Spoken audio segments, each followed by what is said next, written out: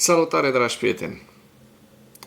În timp ce Donald Krasnov Trump îl acuză din nou pe Zelensky și pe ucraineni că nu sunt grateful, că au ingratitudine față de ajutorul american pe care l-a dat Donald Trump, Marco Rubio spune că nu a auzit de nicio propunere europeană pentru un acord de pace, bineînțeles fiind cinic, pentru că europenii, așa cum știm, s-au întâlnit cu acest Marco Rubio la Geneva și au discutat propunerile Uniunii Europene și ale Ucrainei pentru un acord de pace. Ăsta este modul în care Statele Unite ale Americii operează în acest moment pe scena internațională, un mod rușinos, un mod nedemn pentru un stat care se pretinde a fi farul călăuzitor și liderul lumii libere. Subiectele principale ale analizei noastre de astăzi sunt: Trump a acuzat Ucraina de ingratitudine față de eforturile sale de pace și față de eforturile Statelor Unite ale Americii de pace. După reproșurile lui Trump, Zelensky a dat asigurări că Ucraina este recunoscătoare pentru tot.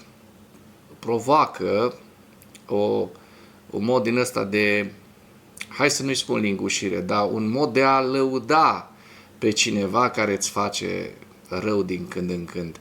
Pentru că Donald Krasnov Trump, nu doar în birou oval, ci și recent, săptămâna trecută, da? Știm foarte bine că a fost o săptămână în care Statele Unite ale Americii au fost acuzate că au prezentat planul în 28 de puncte rusesc, făcut de ruși, fără nicio adăugire și o adnotare, ca să spun așa, a americanilor, făcut de țopârlanul imobiliar Steve Witkoff și, bineînțeles, cu diplomatul de carieră Kiril Dmitriev.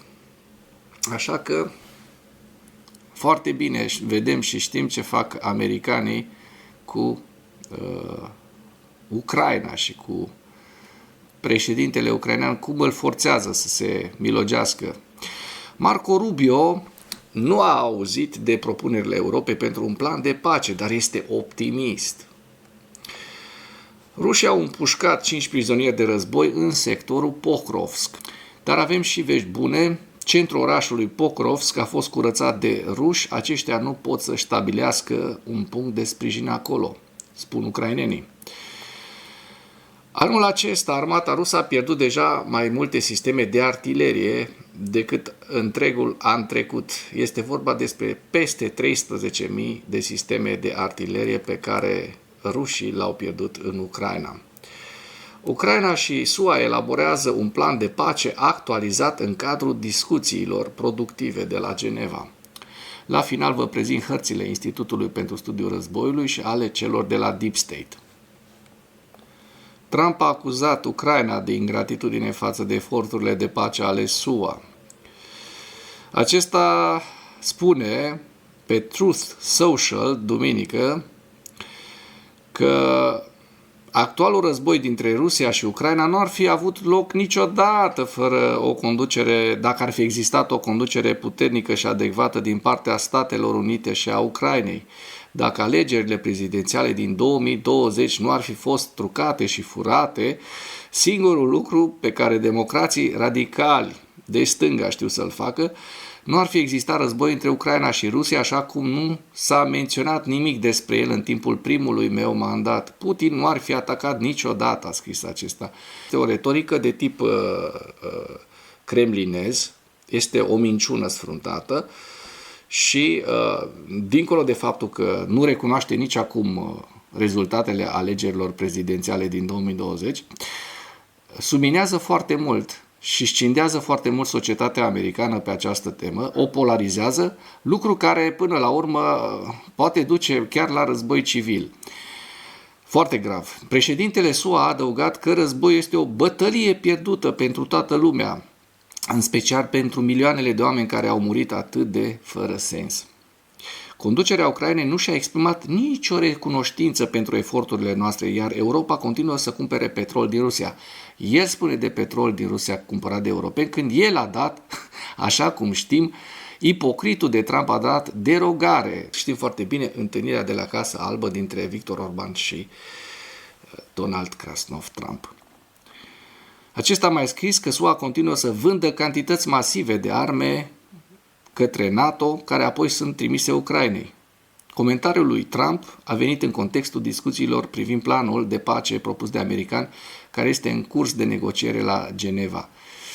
Deci se și laudă că vinde cantități masive, ei americanii nu mai ajută cu nimic Europa și nici Ucraina în ceea ce privește invazia rusească și toate costurile, așa cum știm, sunt ale europenilor, dar el se laudă că vinde și ea încasează miliarde de euro, miliarde de dolari de la europeni, da? Deci un pic de bun simț, dacă ar exista, n-ar fi rău. După reproșurile lui Trump, Zelenski a dat asigurări că Ucraina este recunoscătoare pentru tot. Ce să facă și Zelenski? Normal că trebuie să vină să-i sufle în trompetă lui Trump de fiecare dată când ăsta se simte jignit sau se simte că, vai de mine, Ucraina nu este recunoscătoare. După discuția cu Macron, Zelenski a declarat că echipele ucrainene și franceze de la Geneva lucrează cu partenerii lor și este crucial să existe rezultate practice și că acest lucru să aducă Ucraina și întreaga Europa mai aproape de o pace și o securitate durabile. Ne coordonăm pozițiile și este important să existe dialog, să se intensifice diplomația. Sperăm că partenerii noștri ne vor auzi argumentele, a adăugat el. Conducerea Statelor Unite este importantă. Suntem recunoscători pentru tot ceea ce fac America și președintele Trump pentru securitate și rămânem cât mai constructiv posibil. Așteptăm cu nerăbdare rapoarte suplimentare de la echipele noastre din Elveția, că s-au angajat americanii în 94 la Budapesta garant al securității, nu? La predarea arsenalului nuclear. Cele 220 de focoase care, dacă le-ar fi avut acum ucrainenii, nu cred că aveau război și pierdeau teritorii cu rușii. Niciodată nu s-ar fi întâmplat așa ceva. Rubio nu a auzit de propunerile Europei pentru un plan de pace, dar este optimist. Iată și acest Marco Rubio, cu un comportament grobian,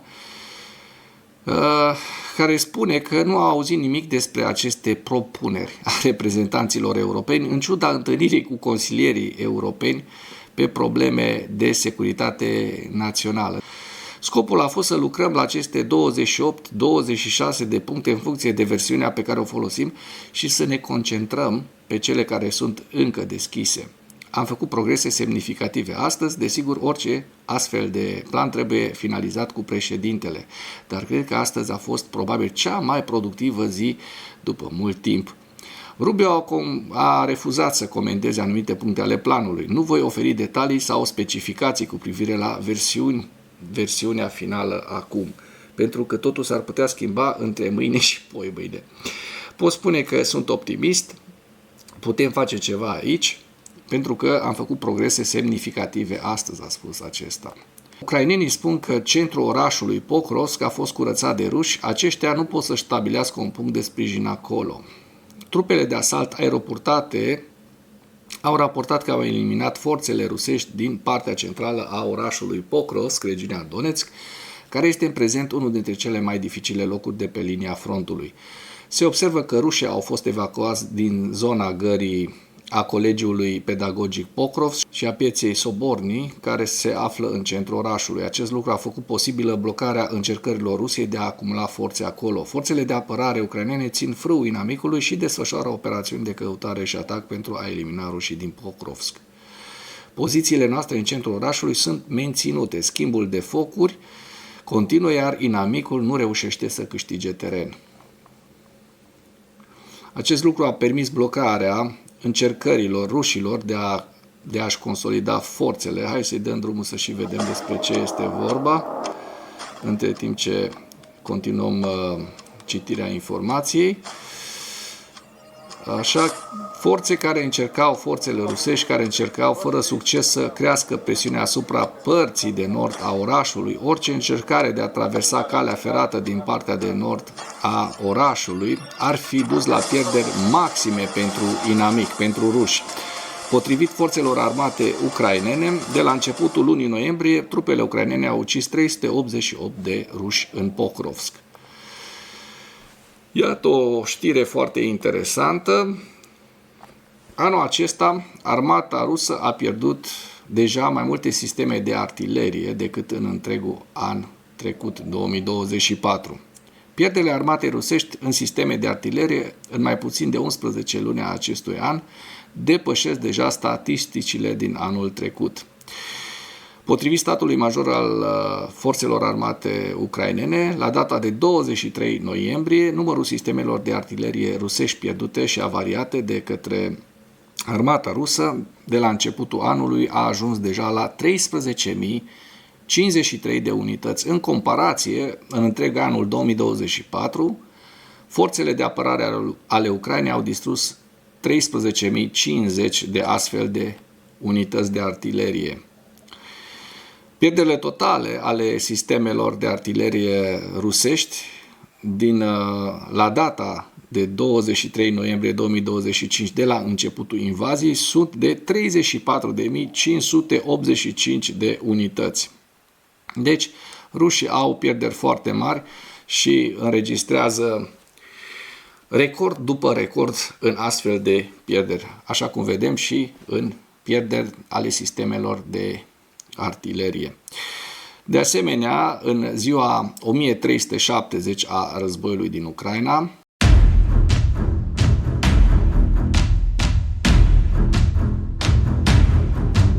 rușii au pierdut 1190 de militari, 3 tancuri și 5 transportoare blindate într-o singură zi. Vedem un nou număr foarte mare de piese de artilerie rusești pierdute în ultimele 24 de ore, 41 de astfel de piese, iar ucrainenii în ultima zi au reușit de asemenea să doboare 431 de drone rusești. Ucraina și SUA elaborează un plan de pace actualizat în cadrul discuțiilor de pace de la Geneva, spun jurnaliștii de la Kyiv Independent. Îl vedem pe acest Marco Rubio în această poză, în această fotografie.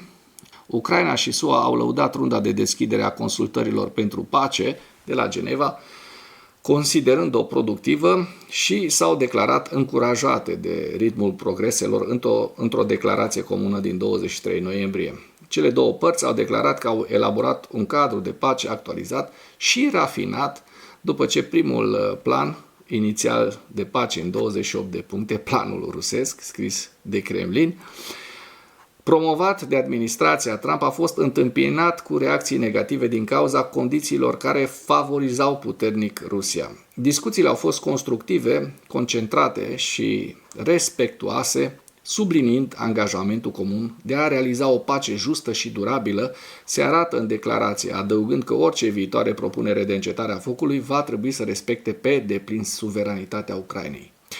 Anunțul comun a menționat de asemenea că Ucraina și-a reafirmat recunoștința pentru angajamentul ferm al Statelor Unite și personal al președintelui Donald J. Krasnov Trump și că ambele părți vor continua să lucreze intens la propuneri comune în zilele următoare. Detaliile cadrului de pace actualizat nu au fost dezvăluite încă. Secretarul de stat american Marco Rubio, care reprezintă Washingtonul la discuție, a declarat că Trump este destul de mulțumit de progresele înregistrate, chiar dacă Europa a emis o contrapropunere la un plan de pace susținut de SUA. Ăsta nu era plan de pace, așa cum știm, orice om care am citit și cunoaștem puțină istorie, era un plan de capitulare a Ucrainei. De fapt, nu era un plan, era un ultimatum chiar, pentru că Donald Krasnov Trump a și dat un ultimatum până joi Ucrainei să fie de acord cu acel plan. Astăzi, și am vorbit cu Trump de atunci, cred că este destul de mulțumit de rapoartele pe care i le-am oferit despre progresele înregistrate, a declarat Rubio reporterilor din Elveția. Și aici este întregul articol, o să vă las și link în comentarii. Trecem la hărți, la hărțile Deep State, să vedem dacă au existat modificări ale fronturilor în ultimele 2 zile și ne concentrăm pe locurile fierbinți, în special direcția Pokrovsk. Din păcate vedem că rușii au reușit noi avansuri în ultima zi, vedem aici hașurat cu roșu, nu sunt niște avansuri foarte, foarte mari, mai ales în interiorul orașului Pokrovsk, dar sunt niște avansuri totuși, vorbim de 1 kilometru aproximativ în interiorul Pokrovskului și în sud-estul Pokrovskului, la sud-est de Pokrovsk, vorbim de aproximativ 4-5 km pătrați. Deci rușii continuă avansul în această zonă. În Dobropila vedem că frontul este stabil. Dacă mergem mai la nord către Lăman și către Ceasov, iar vedem că n-au existat modificări ale fronturilor și din fericire nici în Kupiansk se observă foarte bine, zona este destul de protejată. Vovceanskul de asemenea și regiunea Sumă sunt destul de stabile în acest moment. Trecem la evaluarea campaniei ofensive rusești la data de 23 noiembrie în viziunea analiștilor Institutului pentru Studiul Războiului cu principalele informații. Oficialii americani și ucraineni au indicat că planul de pace în 28 de puncte propus inițial de SUA nu este final și este în prezent în curs de modificare. Asta ar fi vestea bună. Se pare că liderii europeni lucrează la o contrapropunere la planul de pace inițial în 28 de puncte propus de către SUA. Oficialii ruși și vocile ultranaționaliste au continuat să respingă orice plan de pace, inclusiv planul inițial în 28 de puncte propus de către SUA, care nu îndeplinește cerințele de lungă durată ale Rusiei privind distrugerea statalității ucrainene și slăbirea alianței nord-atlantice. Kremlinul amplifică activitatea militară rusească recentă pentru a împinge Ucraina și Occidentul să cedeze teritoriul din regiunea Donetsk, pe care forțele ruse este puțin probabil să-l cucerească fără câțiva ani de campanie și, bineînțeles, sute de mii, dacă nu chiar milioane de pierderi rusești, bineînțeles.